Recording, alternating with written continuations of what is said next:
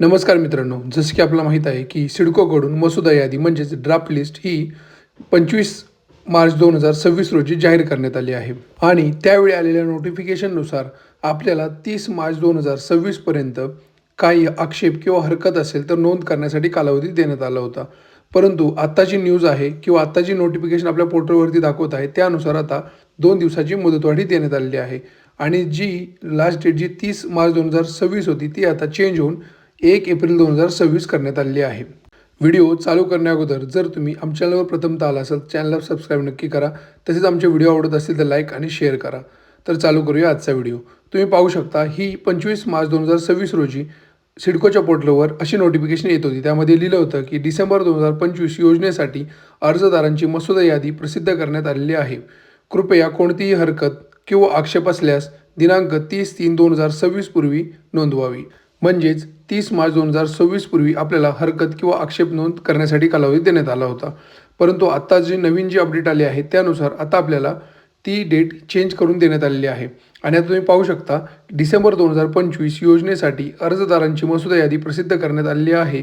कृपया कोणतीही हरकत किंवा आक्षेप असल्यास दिनांक 1 एप्रिल 2026 पूर्वी नोंदवावी. म्हणजे जी डेट 30 मार्च होती ती आता चेंज करून 1 एप्रिल करण्यात आलेली आहे.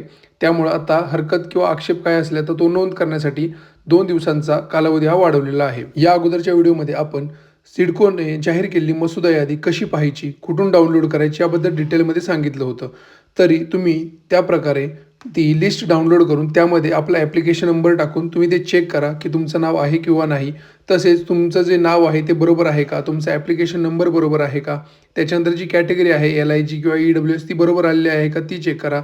त्याच्यानंतर तुम्ही ज्या आरक्षणातून ॲप्लाय केलेलं आहे जसं SC ST NT DT तसेच पत्रकार तसेच माथाडी कामगार दिव्यांग अशा खूप साऱ्या आरक्षणातून तुम्ही अप्लाय केलेलं असेल तर ते एकदा चेक करा की ते बरोबर तिथं आलेलं आहे की नाही.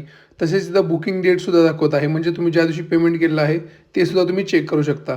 आणि जर ह्या डेटामध्ये काही करेक्शन पाहिजे असतील किंवा काही चुकीचा डेटा जर सिडकोकडून जर अपलोड झाला असेल तर त्यासाठी तुम्ही आक्षेप किंवा हरकत नोंदवू शकता, ज्यासाठी त्यांनी आपल्याला 1 एप्रिलपर्यंत कालावधी दिलेला आहे. तर पुन्हा एकदा जाऊन आपलं नाव चेक करा. सर्व जर ओके असेल तर काही टेन्शन नाही आहे. परंतु जर काही करेक्शन किंवा काही चुका असतील तर नक्कीच सिडकोच्या निदर्शनास आणा आणि ते चेंज करून घ्या. कारण का यानंतर आपल्याला ते फायनल यादी लावतात आणि त्यानंतर तुम्हाला काहीही चेंजेस करता येत नाही. त्या फायनल यादीला घेऊनच पुढं सिडकोची लॉटरी होते आणि त्याच्यानंतर मग परत आपल्याला काहीही चेंज करता येत नाहीत. आणि जर तुमचं जर मसुदा यादीमध्ये सर्व डिटेल्स ओके असतील तर तुम्हाला काहीच इश्यू नाही. कारण का परत मग फायनल लिस्टमध्ये सुद्धा सेम डिटेल्स येतील आणि तुम्ही सोडतीसाठी इलिजिबल असाल आणि सोडतीमध्ये तुमचा समावेश केला जाईल. यानंतर आता आपण मसुदा यादी आल्यानंतर पुढे प्रोसेस काय राहणार आहे याबद्दल सुद्धा एक डिटेल व्हिडिओ बनवणार आहे.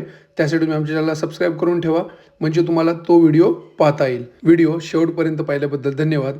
आणि जर आमचे व्हिडिओ आवडत असतील तर लाईक आणि शेअर नक्की करा आणि जर काही शंका असतील किंवा अडचणी असतील तर कमेंट सेक्शनमध्ये कळवा. Thank you so much.